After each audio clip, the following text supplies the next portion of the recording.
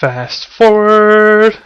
Hello viewers, and welcome to Double Time. Yeah, this is going to go over, so I decided just first 40 seconds are double time. Similar to double kill, but a little bit less skillful perhaps. So there you go.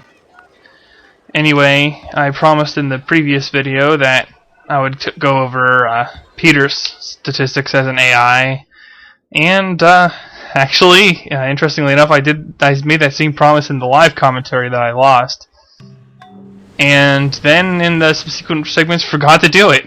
Smooth. So there's one benefit to doing post commentary, I suppose. It's easier to remember to do certain things.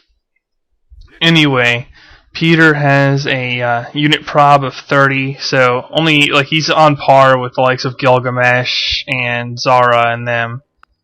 He will plot war and declare it pleased, like every other Russian leader.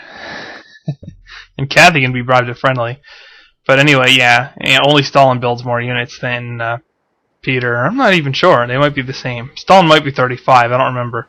But anyway, Peter's easier to get to friendly than most of the more aggressive AIs, just because he favors bureaucracy, which is available reasonably early in the game. So you have that going for you, especially because some AIs don't run it, so you can gain favor over the other AIs that way. So yeah, he also he's one of those AIs that starts founding like the intermediate to late religions sometimes. So that's also a way you could potentially get in good with him. Anyway, I've almost finished up Code of Laws here. And actually, speaking of the later religions, I said in the previous video that I was going for philosophy. And it won't be too long here. We'll see that plan fall through a little bit. But fortunately, I don't have the bullet because Peter, I think it is, picks up the religion instead, and it just spreads like wildfire anyway. So I lose out on I probably wouldn't get the shrine anytime soon. And yeah, I'm just gonna give in to demand right now and keep them from declaring war on me. Keep the war chances on me as low as I can with these kind of guys around. But yeah, anyway, religion spreads across the continent then, and that helps. It brings up relations. But one of the nice things is the AIs who have the Holy City get a higher diplomatic bonus for running their state religion, like a higher max bonus for it, than just a regular AI who doesn't have the Holy City. So that's in my favor in terms of relations. And I probably wouldn't have easy access to a shrine, even if I founded the religion, unless I built Angkor Wat. I mean, I guess I could have done that. I have stone at this point. But, you know, it's not that big a deal, and it would have taken a little while to get a shrine. So, similar to the Great Lighthouse thing, missing it sucks, but it's not a big deal. Yeah, as you can see, that's starting to happen now. And it won't be that long until I get it as well. So, that's encouraging, because now I can get these AIs to friendly. And with these AIs at friendly, I won't have to go to war for a while. In fact, I can probably abuse trades with them, and we can become the most advanced tech alliance on the map. Based on what I saw, Taoism's already contending for, well, I think it's number 2 right now, and it's contending for number 1 religion very quickly as soon as it's founded, just because it's going to spread to a bunch of civs that don't have any religion. So I'll be able to take advantage of that, and yeah, there, I got it. And I still, once I trade for philosophy, I'm still going to want to run Taoism and run pacifism. I switch right away for the great person points. And I will use my capital for that and try to make up for lost time on the GPP. And yeah, I also want to get calendar soonish. I have spices and I have dye. And those two things together are another +2 happiness. Plus, I believe, yeah, I have multiple spices, so I can trade those for additional happiness if the AI ever gets any. Jeez. And I don't like settling cities like this, viewers, but I do it sometimes just because there's no choice, or it outweighs settling in alternative spots. But I really hate having to wait for a monument border pop to get to any of my good tiles at all. And that's one of those times where I actually like creative a lot. Sometimes creative doesn't do a whole lot for you in terms of the border pops. Well, at least not a whole lot that matters. And sometimes you just wish you had it. Creative is always good for the early libraries, early great scientists, and beating off the AI culture press on your tiles.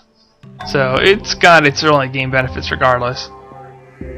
But yeah, in a situation like this where a lot of my cities I have to contend with getting border pops, I miss it the most in those situations. And yeah, I just checked the religion there. I couldn't see the percentage, and unfortunately it's been a day and I don't really remember what exactly the religious percentages were. But I do know that Taoism was quickly climbing into becoming a dominant religion in the world, or at least dominant enough. So no worries there.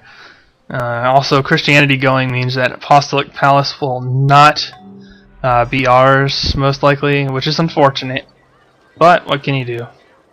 At least these guys probably won't vote for the AP religion person, so I don't have to worry about any ninja AI Diplo wins. Actually, I played a forum game recently where it was on Deity, and it's one of those starts where you get your capital, and then you're on a peninsula, and it's completely walled off by peaks. So it was a pretty rough start. And I decided, and Inner Mongolia of all things too, with lots of coastal seafood resources. So not a good matchup for even that, really, because it's not like you can rush anybody. It's hard to rush people on Deity anyway, but you're not going to do it using sailing. So yeah, I just cheesed the game like crazy and built the Apostolic Palace, spread the religion around, and won with a single city. Not even one city challenge, just found a second city with normal game settings. And won on Deity that way. It was only a couple days ago. So yeah, that's what the forum poster... yeah, its name is Damp Rain. It's like, yeah, this is humorous start, and it's on Deity. See what you guys can do from here. And I'm like, alright, whatever. And hey, that's, as far as the game is concerned, that's a perfectly legitimate victory. And, if they're going to allow complete garbage in this game, like peace vassals and ridiculously imbalanced events and all of that, I'm not going to listen to complaints about that kind of victory. So, yeah. Although I'll spare YouTube that sort of thing for the most part for my viewers, because, yeah, you guys probably would not be too excited to watch me repeatedly one city win Apostolic Palace.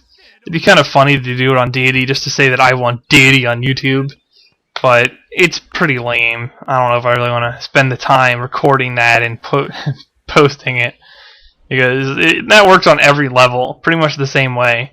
You build the Apostolic Palace in a religion that is not a majority religion, either Christianity or something you founded along the way or whatever.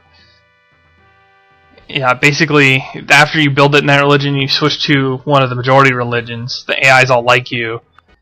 And because nobody's running the AP religion other than you who own the AP, you're the only eligible civilization that can be voted. So just spread a bunch of the religion to the civs that like you enough to vote for you, and spread only one to one city for the civs that do not, and you will win. With only one city even.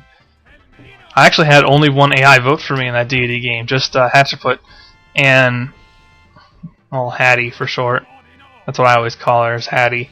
Anyway, yeah, she was the only person who voted for me, but I spread the religion to her massively, and only spread one each to the other AI, and it was enough for me to win. Kinda crazy. I think she had like 70% of the votes or something herself, just barely under. And I could have spread it to a couple other people until she went under if need be. So here I get a great scientist, and I was considering putting it in my city that I'm eventually going to move my palace to abuse bureaucracy. And I even move them out of my capital, as you can see there. But then I realized that my current capital is still superior for research.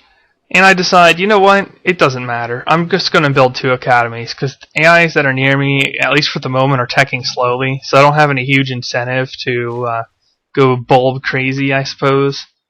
So I'll just do 2 academies, especially since I was beaten to Taoism anyway.